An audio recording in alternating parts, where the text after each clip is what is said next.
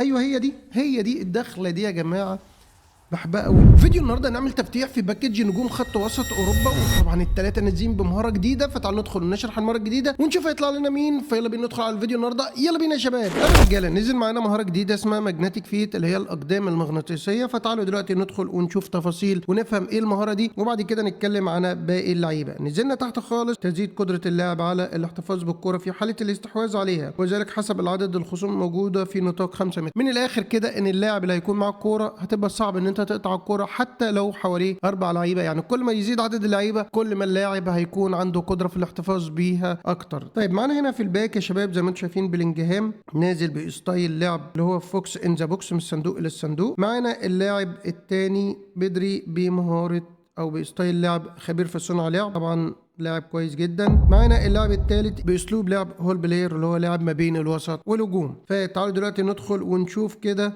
ايه الاخبار في التفتيح وحظنا النهارده يكون عامل ايه. ولو بصينا على باقي الاحداث يا شباب فهنلاحظ زي ما انتم شايفين معانا باك تاني، باك اوروبا نجوم اوروبا في فيني. معانا كمان باك يا شباب باك نجوم اوروبا، وطبعا ابطال اوروبا في فيني وروميرو وكمان ديونج وفانا كمان موجود. طالما فوفانا موجود فتعرف ان الباك ده كويس جدا. تمام. معانا باك نجوم الاسبوع، وفي مين مميز؟ في لامين يامال طبعا، مرموش منور. فتعالوا كده مع بعض نبدا اول فتحه، نحاول نجيب الارضيه الحمراء ونكمل. هي دي الطريقه اللي احنا بنحاول نبدا ونشتغل عليها. عاوز تجربها جربها، مش عاوز فدي ترجع لك. انا بحاول اكون ان انا يعني اجيب الارضيه الحمراء دي بحيث انها ممكن يجي حد بعدها وبيكون بنسبه عاليه. يعني زي ما انتم شايفين اهي ارضيه حمراء. تمام. هنروح على الباك ونضرب اول 900 في الباك، وهل يا ترى هيجي لنا حد ولا لا؟ يلا بينا يا رجاله، يلا اول 900 بسم الله ودي. يلا بص الحته دي، بص الحته دي اول 900 في الباك. بيقول لك بص يا جدعان، ادي الحظ الاسطوره، ادي اول 900. بقول لكم الطريقه دي بتكون شغاله 100% اهي،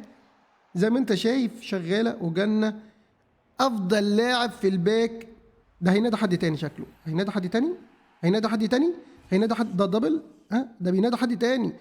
ده مش هو لوحده، مش هو لوحده. ده جايب مين؟ بلينجهام، بدري كمان معاه، بدري كمان. ادي اول فتحه. الطريقه دي جربها، دبل في اول فتحه، دبل ملوك التفتيح. شايف؟ دبل في اول فتحه اهي. اول فتحه يا جماعه، يعني خلاص كده يعتبر ختمنا الباك. كل مره بنختم الباك من 5000 كوين، ودي اول واحده.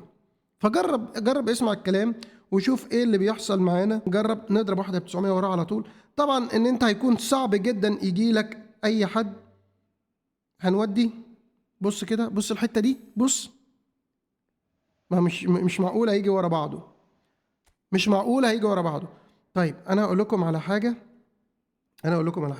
تعالوا نكمل في باك مايكل اوين. ايه رايكم؟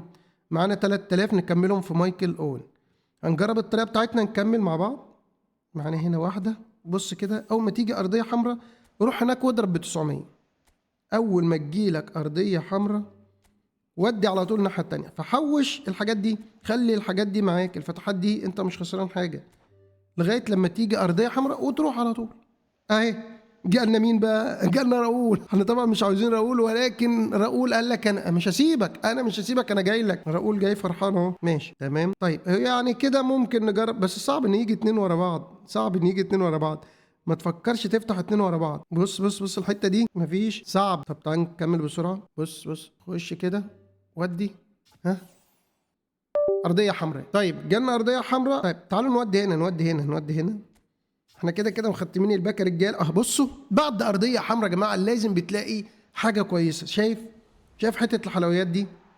شايف جالنا مين بقى؟ ريكارد نور اهو. شايف يعني هات ارضيه حمراء وخش بعدها على طول على اي باك انت عاوزه.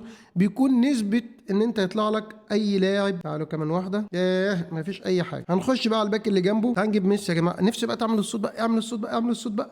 ايوه هي دي الدخله دي يا جماعه، بحبها قوي. تعالوا نروح هناك.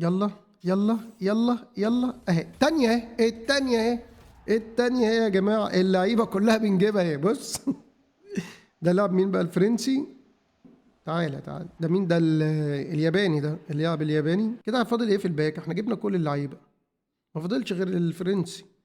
تعالى يا باشا، يلا انت كمان عشان يبقى ختمنا الباك قدامهم اهو. بس ابو مكانه صعب ان يجي، صعب ولكن مش مستحيل. بص الحته دي، بص الحته دي، بص الحته دي، يلا يا ارضيه حمراء، ارضيه حمراء.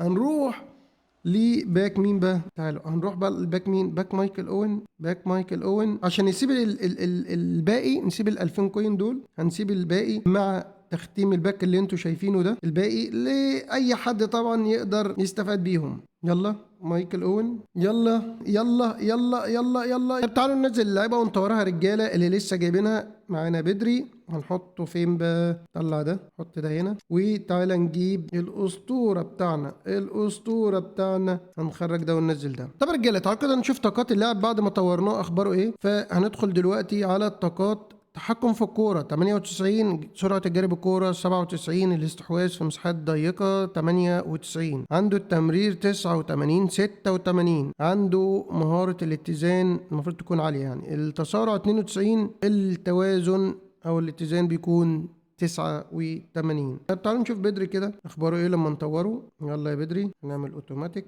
زي ما انتم شايفين، بيكون بقوة 104 طاقاته ده من غير البوستر. 96 94 97 98 97. التمرير عنده حلو جدا، والتحكم في الكرة وسرعة الجري بالكرة والاستحواذ ده كله كويس جدا. عندنا السرعة مش احسن حاجة، التسديد مش احسن حاجة، التسارع مش احسن حاجة، التوازن كلهم 89، يعني كل ما يبقوا 90 بالبوستر التاني. فطاقات كويسة ودي اللعيبة، وان شاء الله هنعمل فيديو تجربة وبكده نكون وصلنا نهاية الفيديو.